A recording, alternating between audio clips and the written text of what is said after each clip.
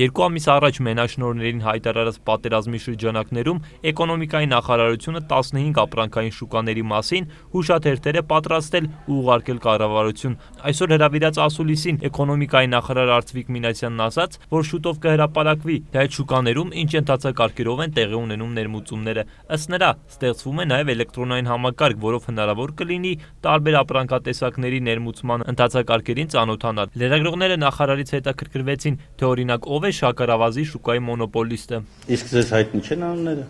Կազմակերպությունների անունները, որ հրապարակում են, ձեզ բավարար չէ։ Մենաշնորհների դեմ պայքարում նախարարն ակնկալում է նաև լրատվամիջոցների աջակցությունը։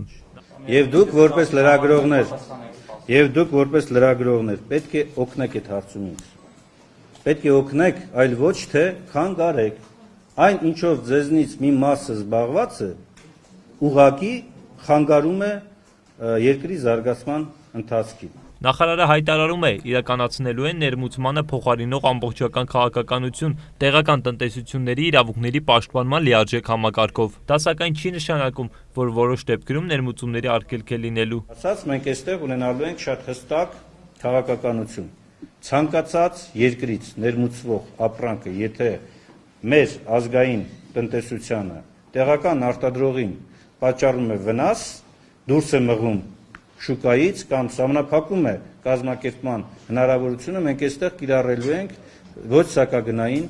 թույլատրելի մեթոդներ։ Մինասյանն ասում է, որ իրենք նպատակ ունեն ամեն օր նպաստել ներդրումների հոսքին դեպի Հայաստան, միևնույն ժամանակ շեշտում, որ արված քայլերը դեռևս բավարար չեն, որպեսզի մենաշնորհային տնտեսությունը վերջնականապես ջախջախվի։